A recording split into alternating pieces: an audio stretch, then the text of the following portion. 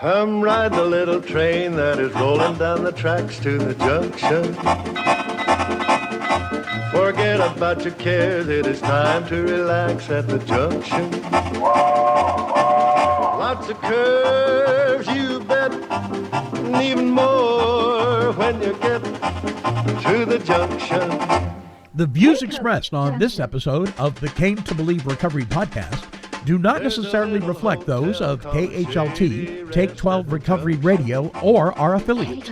The opinions on this episode should not be taken as medical, psychological, or professional advice and are those of the host, co-host, and guests. KHLT and Take 12 Recovery Radio are not affiliated with any particular 12-step fellowship.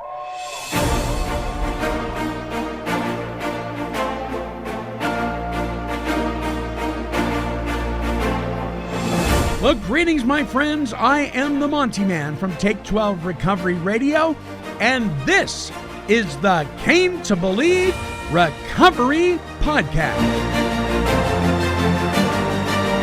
And now, here are your Came to Believe Recovery podcasting broadcasters to launch us forth on this week's show. Alicia, launch us forth on to this week's topic. We are talking all about sponsors. Firing sponsors? Do you need a sponsor? Who needs a sponsor? What is a sponsor's responsibilities? Have you ever been fired by a sponsee? I have not. Have you ever fired a sponsee?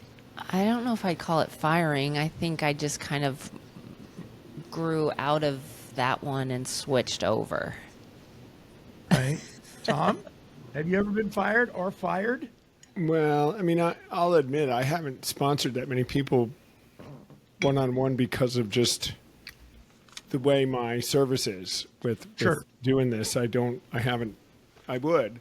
But no, I've had them self-select out. I've had some of them tell me how they wanted to be sponsored, and I would tell them, well, I don't sponsor that way.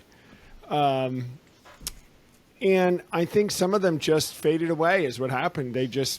I never chased anybody. And if they started, all of a sudden they just faded away, and just never heard from them again. So I haven't had great or horrible. I think I had one I really did fire and said, I just can't work with you if you're going to do this. Right. How about you, Monty? You've sponsored many more than both Alicia and I do. I was figured out. I've sponsored over 75 guys in my time. Wow.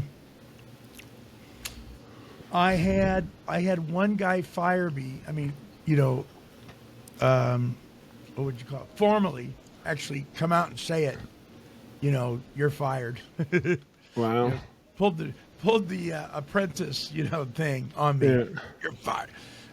He said, I'm going to have to fire you. I don't think this is going to work. And to which I replied, okay. Well, what was the reason? Do you think it was justified, or is there... They didn't like the fact that I was a born-again believer, even though I didn't require them to be. They just didn't like it. Oh. Which was really weird because when they first asked me to sponsor them, it was about that they liked. Mm-hmm. And so when I would challenge them about, in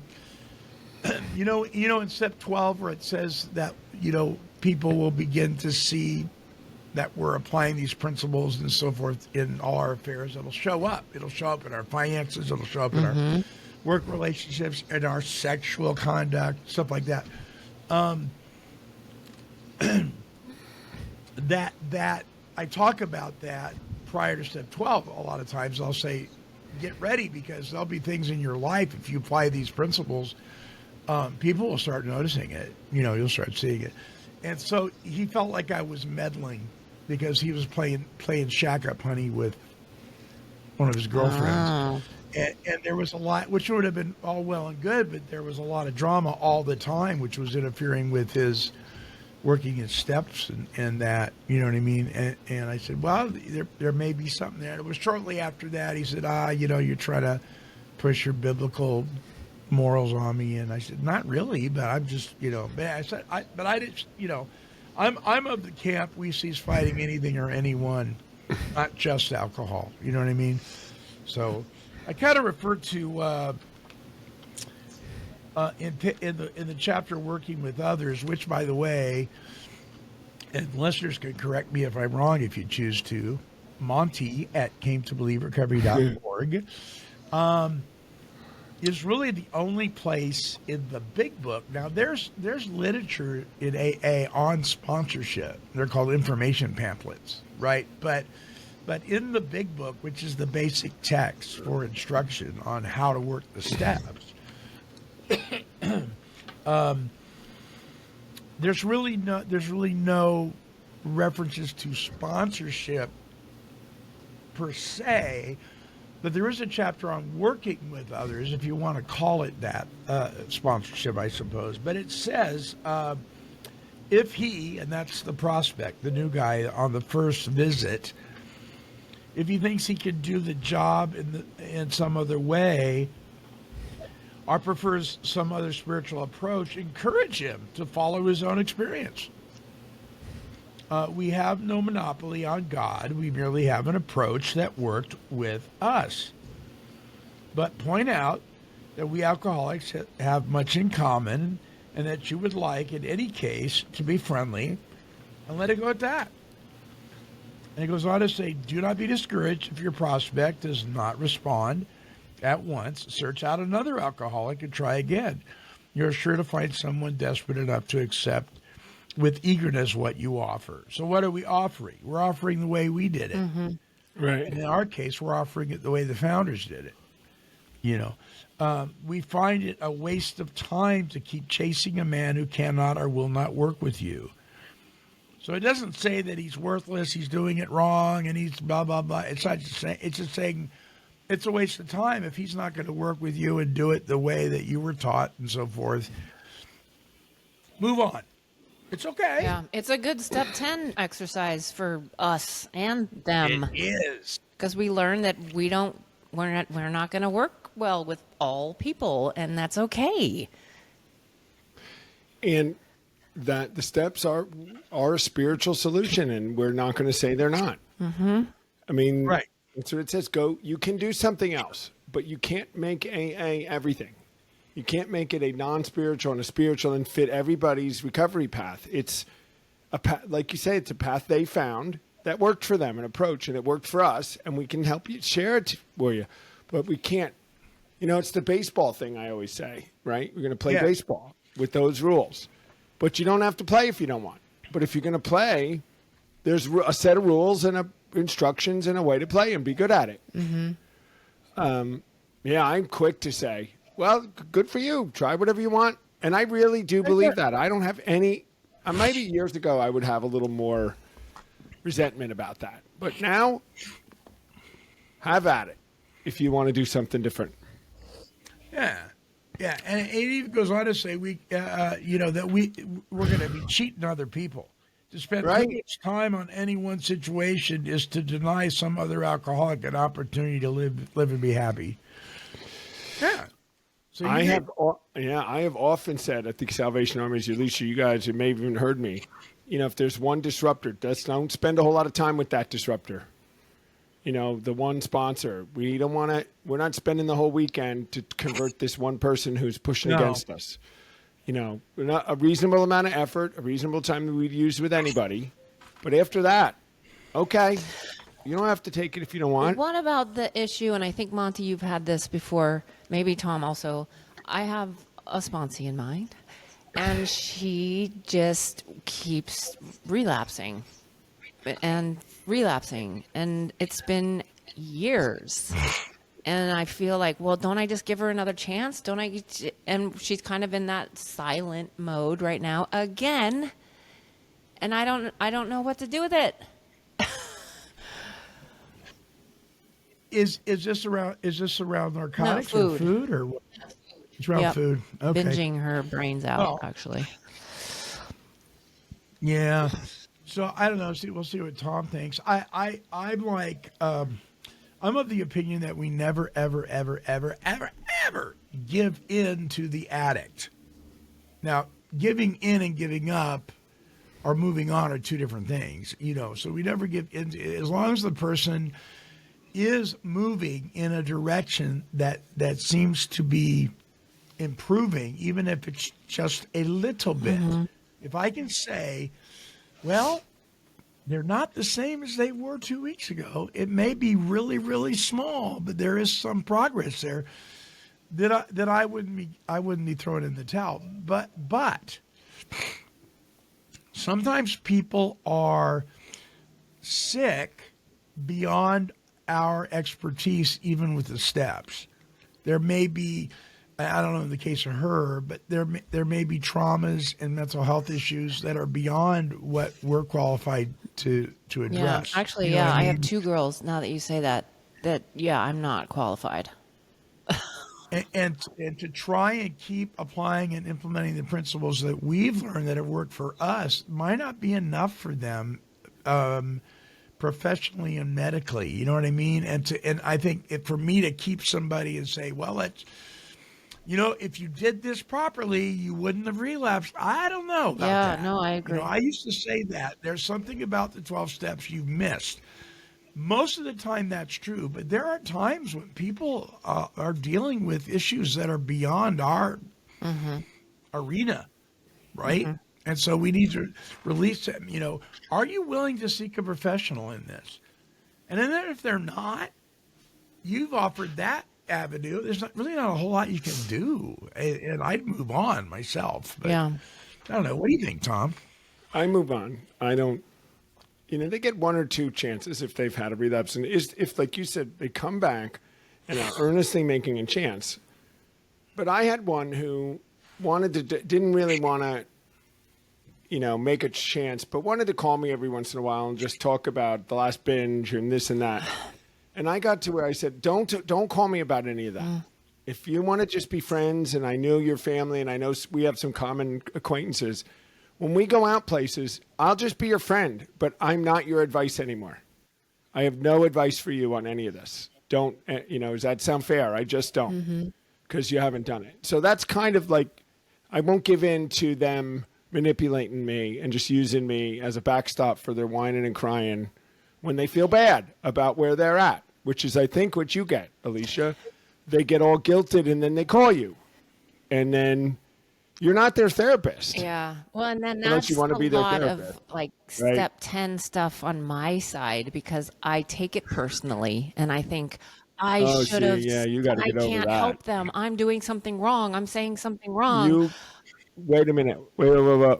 You could never help them. I, Only God can help. I See? know, but I feel like You can't help them. if I gave them the steps the right way, I know it's wrong, but that's where I go. That's like, but then I have to like look at myself and like, well, I had that eating disorder for 33 years. So how can I judge them? Well, you don't judge them. No, you don't judge them. You make an observation. It's okay Yeah. to make an observation. And I'd be going, okay, that's a fair question. If I gave them the steps the right way. Okay, did you? I did the best of my. Did you go by the book? I did the legacy guide and did the steps. Okay. Then you went the right way. Then you went the right way. The you got to remember we plant, God waters. Right. In many cases, so God goes, here's the seeds, here's the soil, you do the work, you plant now, and then I'll water this. So in other words, the outcome is up to him. It's not up to you. So you're not allowed to beat yourself up. You're not allowed. No, but I do. Even Clarence, the best it was, 1 in 10 didn't make it. Right? And I think it's probably more accurate on a wider scale to be when it was its best. It was like 75, I think. So that meant 25, 1 in 4 didn't get it. So with us, that's a large number, right? Think about us, Alicia. Yeah. If to go to the Salvation Army, we knew that if we 1 in 4 wouldn't get up at the end and do anything and wouldn't take it, we'd feel like failures, right? We'd be like, this is, but we should not. No, we're there for that one. We should not. Right. And now I'm thinking in my head, I don't know if any of my girls have made it. whatever that means. Well, maybe one.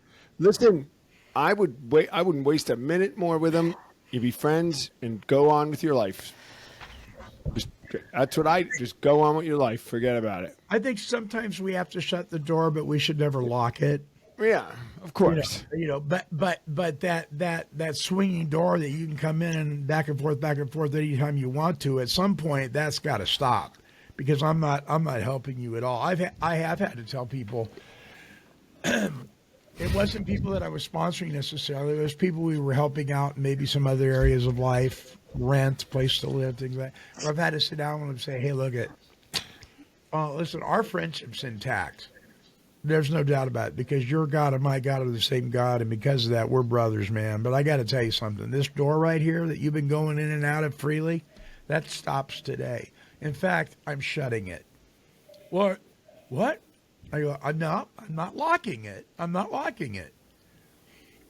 But I'm shutting it. In other words, that privilege to just do whatever you want to stops, because I'm not doing you any favors. So, love you, and let me know how it all works out. And when you are ready to follow a few simple directions, not my commands, not my demands, but directions that have worked for me, because I only know how to share with you what's worked for me. If I try to share with you what worked for Dr. Phil, I'm not being honest. It might be good stuff, but I can't share with you my practical application if I've never had any of it. I can only share with you what I've done. And so when you're ready to try that, then walk in the door, bro. I've said to some people, I said, you don't have to quit drinking if you don't want to. Right. It's not a law. It's legal. I mean, just because your family and people, if you want to keep drinking for the rest of your life, you can. It's not for me to decide. And the same with the food people. You can eat all you want if you want. There's no. But then we say what? How is it working for you? Yeah, it's irresponsible. But if you don't think that your life is unmanageable and you're not trying to seek a solution, I'm not the one to tell you need a solution. I don't know that you do. Maybe you just want to drink the rest of your life. I don't care. One girl is in the hospital consistently because of seizures, because she keeps doing the food thing. Hello. I know. There's another one. That's powerlessness, isn't it? It's powerless. But we can't make them see it. I was speaking with somebody that is a family member of an alcoholic. They have a family member that is, how sometimes the family members want their other members sober more than the person does? Yeah. Yeah. And I had to get to the point where, listen, it just doesn't sound like they want to get sober. Mm-mm. Right. They have all kinds of excuses. They have all kinds of reasons why. You want it more than they do. Let it go. It's frustrating. I want it more than my sponsees. Yeah. It's baffling and infuriating for the people around the alcoholic. They run ramshot through people's lives, right? We did. Mm-hmm. For 40 years, people were in the turmoil of Tom. If you were in the turmoil of Tom. But that's on them, right? That's on me.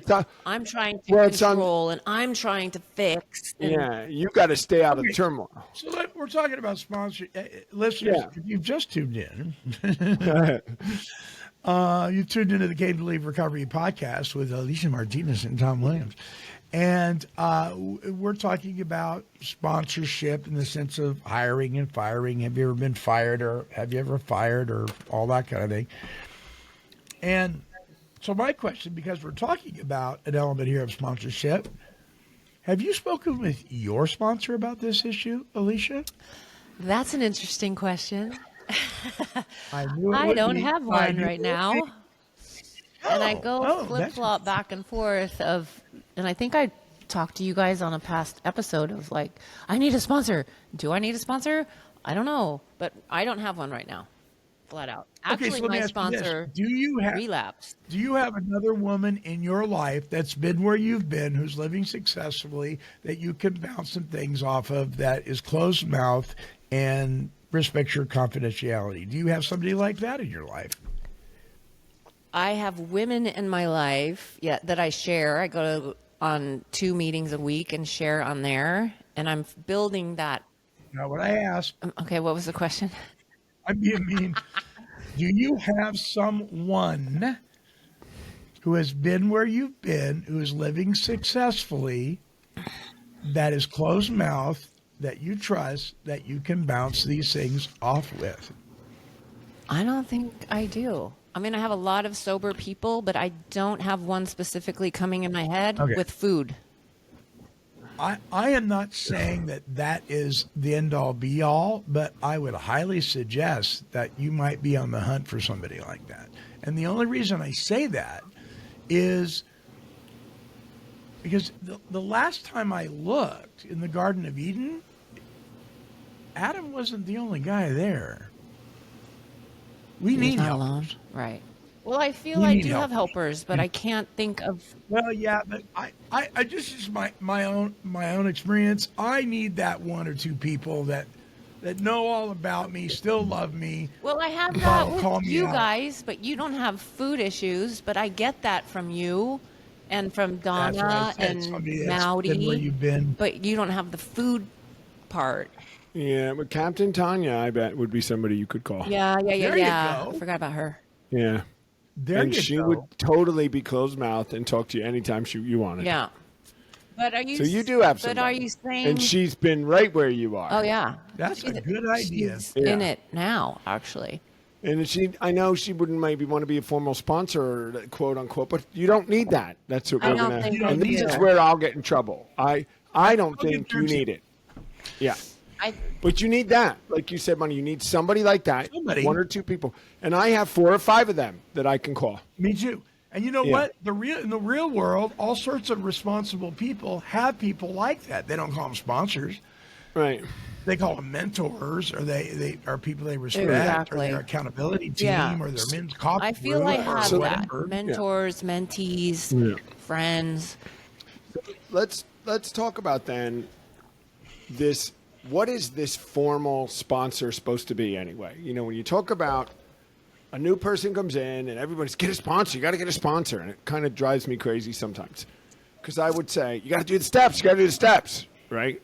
But often that comes through what they call a sponsor. That's what like Need somebody Clarence to wrote show you how. Yeah, a pamphlet of that. So that has taken on the name of they're going to sponsor you. But we know that there's really only 2 jobs of a sponsor, especially at the beginning. It's to take you through the steps and then to help you navigate 10, 11, and 12 until you can get your feet under you. But it should grow into a friendship and more of a mentorship relationship. It's even that way in the pamphlet that Clarence wrote. It should move Yeah. into that. And it should never go on a lifetime of this, you know, Dependence, maybe. dependence of support thing. It's, you know, If it does, and you should never feel vulnerable because you don't have a sponsor. I mean, the Right. steps don't say. It says I have a daily reprieve based on my spiritual condition, not and my connection with my sponsor. right. Right. I mean, so we got to be careful with that. It's not. It's you didn't relapse because you didn't have a sponsor. You relapsed because you didn't do 10, 11, and 12. Exactly. Yeah. So I more and more today have kind of issues with it just because the way that sponsorship has developed in mainstream recovery is very dysfunctional in many ways. Very dysfunctional in how it's conducted. Give me So some let's- examples. Like, why would you say that? Well, because people are told they're dragged into rooms. You got to get a sponsor. They launch him with some guru guy who may or may not have ever know what he's talking about, or ever been with the steps, or gone and had a spiritual awakening, or has had such a spiritual awakening that they want to just bash you over the head with the Bible. That can happen too. And they begin to assert a level of control over you, and a level of kind of you know, almost an employer-employee relationship over you, requiring activities, and you have to call me every day, and you have to do this, and activities that may or may not have anything to do with growing in your 10, 11, and 12. And it becomes this kind of relationship where this person has much direction over your life beyond what they ought to. And that's not what it was meant to be. No. Do you get that, Monty, what I'm saying? Absolutely. Yeah. I do. Absolutely, I do. Yeah. We joke about it. Are you willing to go to any length to stay sober? Yes. Well, then come mow my lawn. That's That really having happened, though? Is that really It happening? really absolutely. I just- absolutely. service. You got to come and wash my car, do stuff for Okay, me. I haven't Absolutely. seen that. It happens more than you know. I heard a guy say, and he quoted the Big Book, out of context, of course.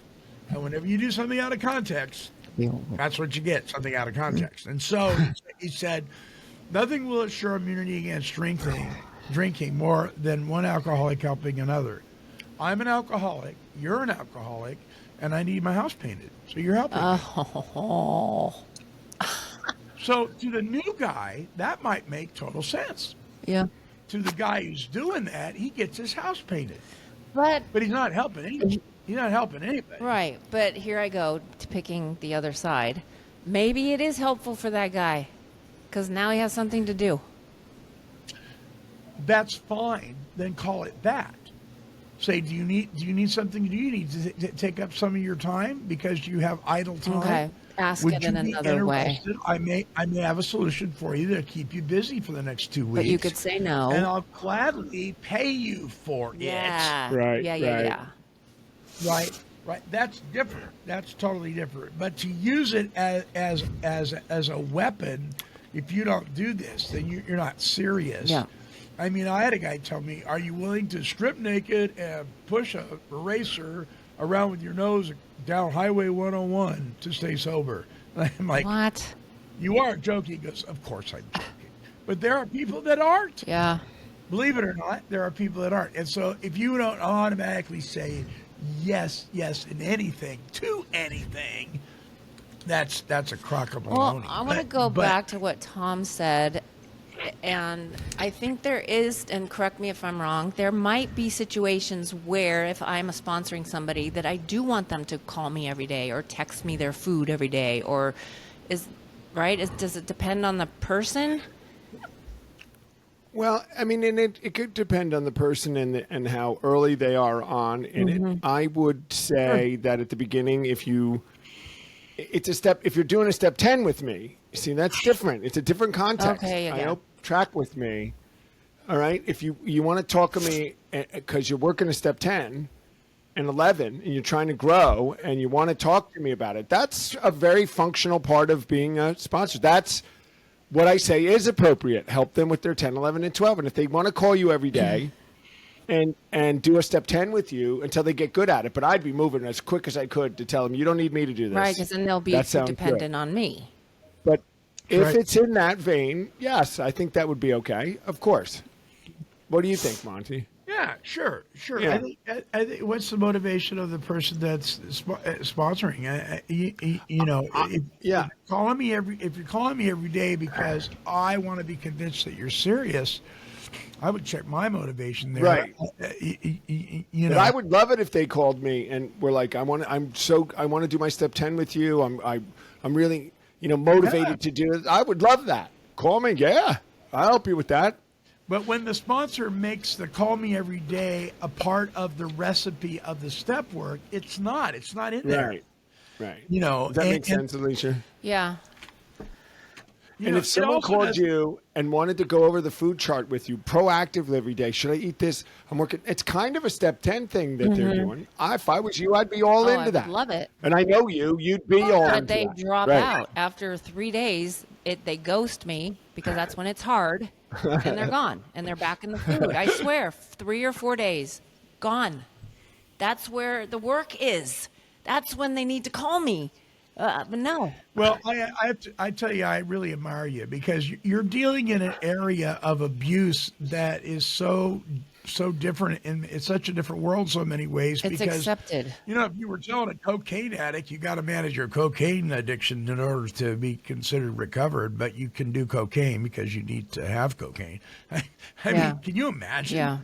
So it's a hard thing. I get it. It's very different in so many ways. I can't But even imagine. Yeah, the solution's still the same. Exactly. Solutions are Yeah. the same.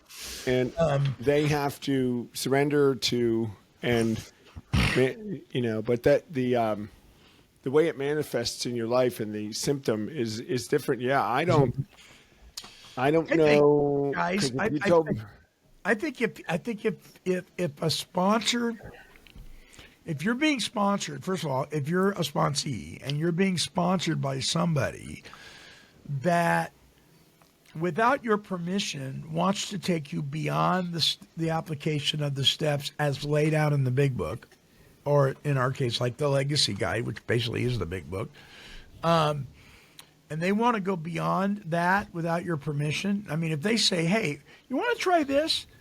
And you agree to that, that's one thing. But if they're requiring you to do things other than what's in the manual, so to speak, I'd run away from that person. I would have anything But to do think with them, about because they've got some think issues. about our people and our demographic. They don't know the big book. They don't know the difference. Of course not. Well, that's why we bring it to. See, that again, it used to be, and we're doing it with Came to Believe, it used to be the alcoholic or the addict who has recovered. They made the approach. They didn't wait for people to come to them. They made the They saw the new guy. They put their hand out and said, let me get you a cup of coffee. Do you think you have a problem? Yes. Are you interested in a solution? No. Okay, next. Are you interested in a solution? Yes. Well, I may have an answer for you. Would you like to have another cup of coffee? You know what I mean? Right. So it's our responsibility, right? I think NA says something like, our gratitude speaks when we share the NA way. What's the NA way? The 12 steps. Okay, so it's the same in AA. Our gratitude speaks, our recovery speaks when we step up to the plate, take the responsibility, take the newcomer in hand, and show them a better way to live. Our purpose, our sole purpose, is to help people develop a relationship with a power greater than themselves to help them solve their problem. If we're doing anything other than that, bossing them around. Yeah, exactly. That's what the big book was written for, right? It says that's why this book was written. Yeah. Now, we have to cover one subject here. I mean, we're running low on time, but here's one thing we hear all the time is people come to our retreats who had a sponsor who was either taking them through the steps really slowly or not taking them through the steps. Waiting. And they've had this sponsor all this time, and then they come through the steps, and they've been through the steps, and they come to us at the end of retreat and say, Do I have to do the steps So now what? again with my sponsor? do I have to go back to my sponsor? And that's a real That's hard. issue today with us in Came to Believe, because really, I think I even said it to you, Alicia. I said, your sponsor, if she didn't do this is 2 years ago. She shouldn't be your sponsor anymore. 4 years ago. Why is she 4 years ago? She shouldn't be your sponsor anymore. tell me that. She's not had a spiritual awakening. If I could do it again, So- I would have listened. But my first sponsor out here when I moved wasn't even a Christian, you guys. Wait. Did you hear that, Monty? She would have listened. I would have. I should have, but I didn't. I learned. I'm like it. So So, it's interesting you say this, because I had almost something just like this happen. I had a gentleman come up to me. He wasn't even in my small group. And he said, I really liked what you talked about on steps 8 and 9 with amends and all that. It really has helped me. And he said, I have a question for you. How do I talk to my sponsor about some of the things that he's done that I'm not finding what you guys are teaching? And I said, do you have a big book? And he did. He had a 4th edition. And I said, okay, you take this book and you say, show me in here the method that you're using right now. Where is it in here? And if you can't, politely decline and find somebody that can. I mean, you don't have to be mean about it, but all you have to say is, look, this is the program of Alcoholics Anonymous. I am in Alcoholics Anonymous. I want to be taught Alcoholics Anonymous.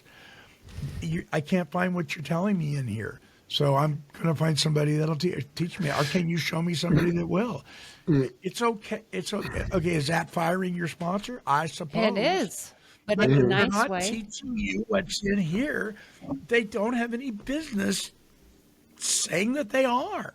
Right. We're lucky, or we've developed this relationship and gotten this partner in the Salvation Army who are there on board.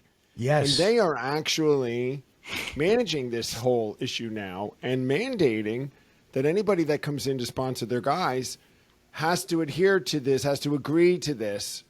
Right. All they're basically doing is saying, when you come in, we're letting you know that the people here have gone through their steps the way the founders did. They're on a spiritual journey and they need some help with 10, 11, and 12. That's what is, if you're, have had, I guess I would say if you had a spiritual awakening and you've done your steps and you're willing to do that, then yes, we'll let you come in. But if not, no. But then they say, but if you would like to know what they did, come watch the videos. Go through the steps, which is a And that's beautiful good. thing. That's good because they are those beneficiaries, or for listeners' sake, some folks, students, if you will, they're in their care. So they're responsible to God for their care. For the Salvation Army beneficiaries that are watching this, that is a protection. It is a think protection. The And I think it Salvation is Army is necessary. putting in place for you is that they're vetting them, all of you who have been through the retreat and maybe have talked to some of us or watched us on a video. We are concerned about that. And you should be too, about what do you do now? And there is an effort to try and protect you and to try to provide you with support that will help you grow in what you just learned. And not try to dial it back or tell you anything that it did, because that's in many cases what happens. And I really don't know any other way that they could do it. I think that's the way they have to do it. And it's a good thing. And so, like I said, it might be problematic for the guy that's in AA that they're you know what I mean? But it has been. I will tell you, if he is willing to consider what the Salvation Army is saying, and maturity would demand that he would be, okay, let me hear you out. Yeah. He may be pleasingly surprised, and he may grow. They've had more of that than the other. Oh, that is so good. They've had more positive. And one of the great things is we also say, bring the sponsors into the weekend when we come. Yes. As many of the outside people as possible so that they can, because we get it. They haven't heard this. Most people haven't. That's what we hear. No, it's not the common knowledge in recovery. I just spent 2 hours at the Bowery Mission, the oldest shelter mission in the country. Run. And most of them weren't really aware of this. When I went through the whole thing, they were like, wow, that's insightful. Yeah, this is what they were doing.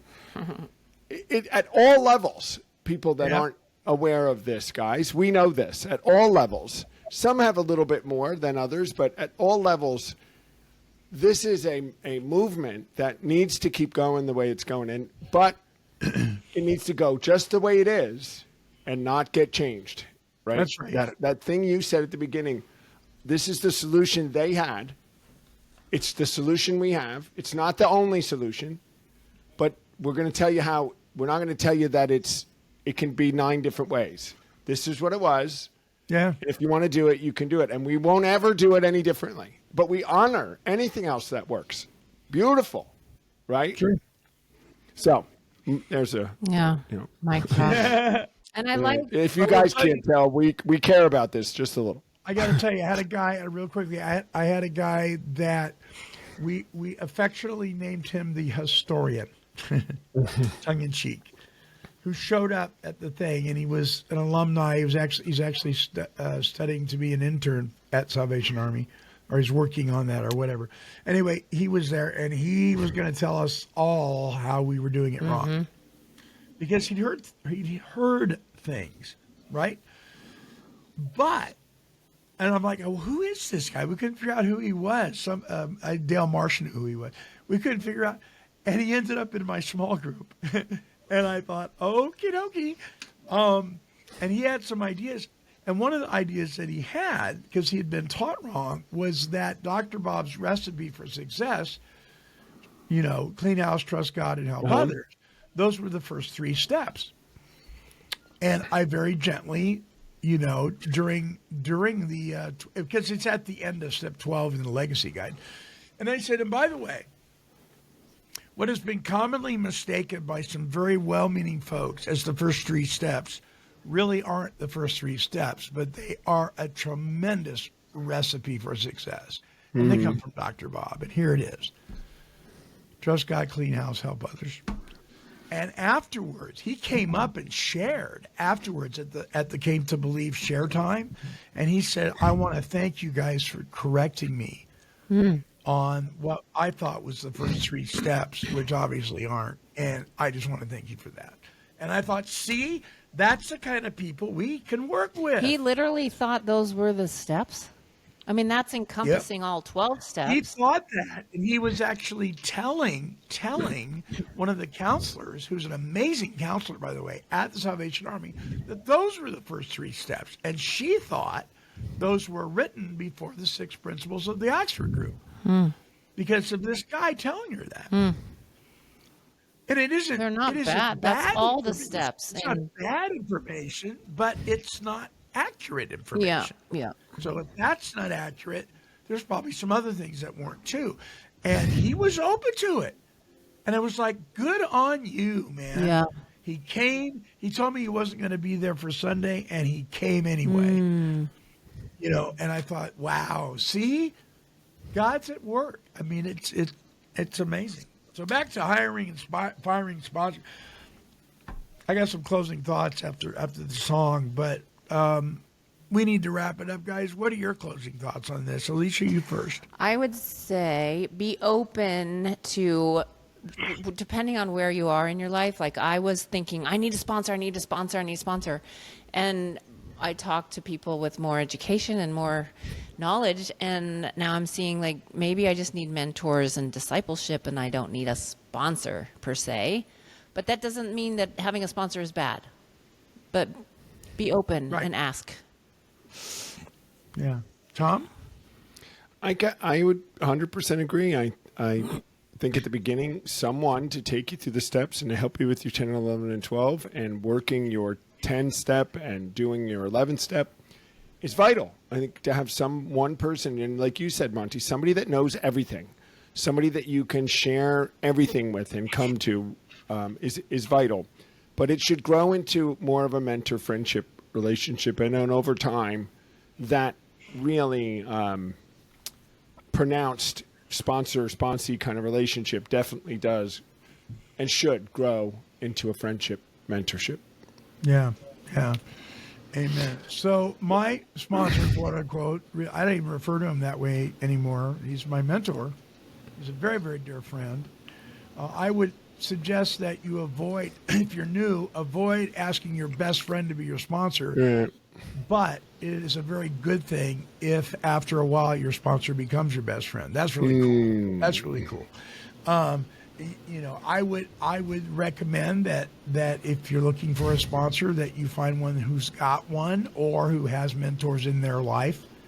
Certainly look for somebody who's had a spiritual awakening as a result of the step work. That would be first and foremost, I would think. Because, why would I go to a mechanic who's never changed the oil in a car, right? Yeah. That might be something to check out. I would be very hesitant to fire anybody forever. Again, maybe having to shut the door but not locking it. I've never fired any of my guys. I have shut the door though, but they know they can come back in if they're serious. So mentorship, friendship, sponsorship, what's in a name, right? The important thing is that we have people in our life that have our best interests at heart, and they know how to pass on what's been passed on to them. They know how to do it. And that's the kind of person we want to look for. All right. So our closing song is by Amanda Broadway. It's called I Surrender. And then I'll come back with my closing thoughts. Here's Amanda.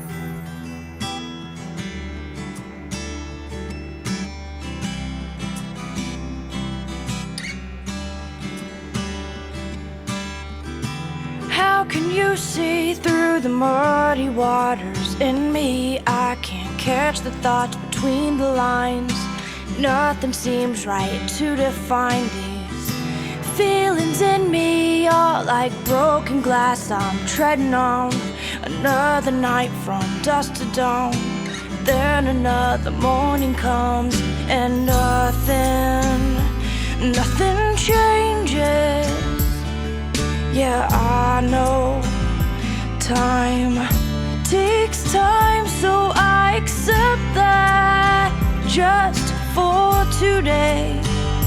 I am broken and I'm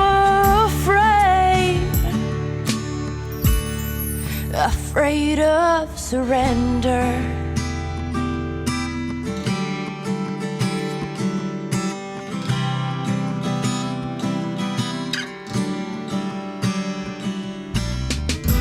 What a mess I've made. I've trampled love and run away. I've hid from insecurities.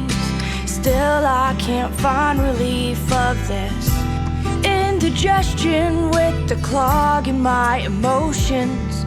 I lay down on my pillow and the tears fall, 'cause nothing changes. Yeah, I know time takes time, so I accept that just for today. I am broken and I'm afraid of surrender.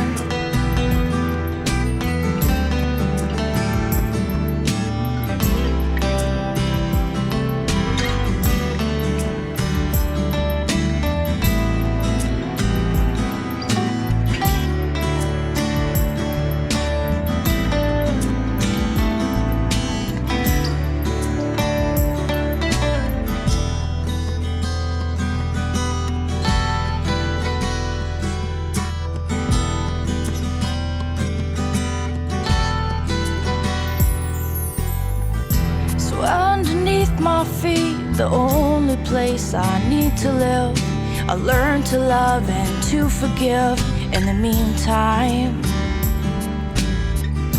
And I find peace in the hope that you believe in me, that you see something that I don't. Yeah, something's changing. Yeah, I know time takes time, so I accept that just for today. I am broken, but I'm okay, 'cause I surrender. No, I don't have to fight anymore. No. Whoa. Yeah, I surrender. I give it all up to you. No more this pretending.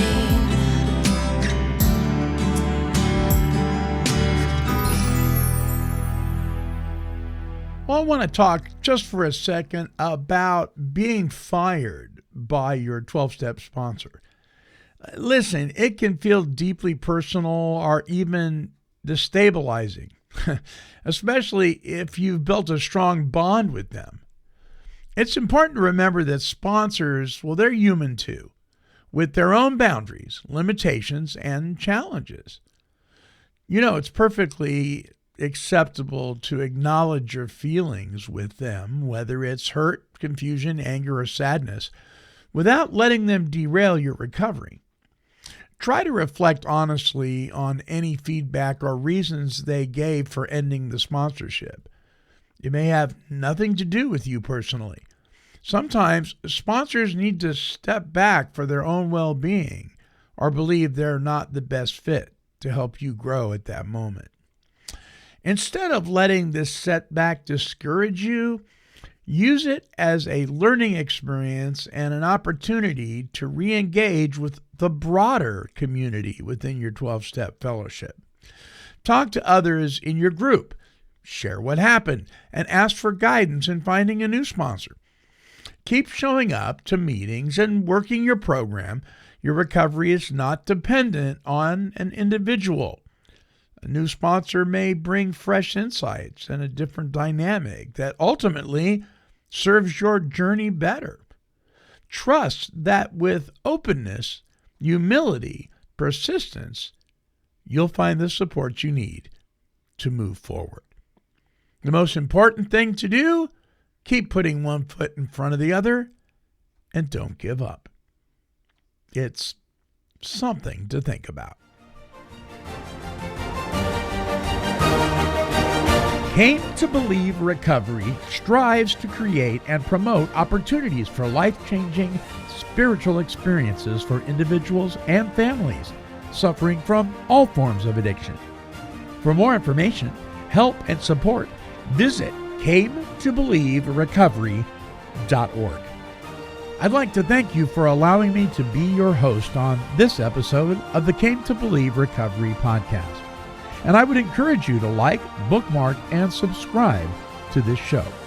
When you do, you will join the Take 12 Recovery Radio family and will be notified of all of our recovery-focused shows throughout the week. Until our next broadcast, when we provide the essential spiritual tools needed to thrive by sharing our experience, our strength, and our hope through our stories of how we came to believe.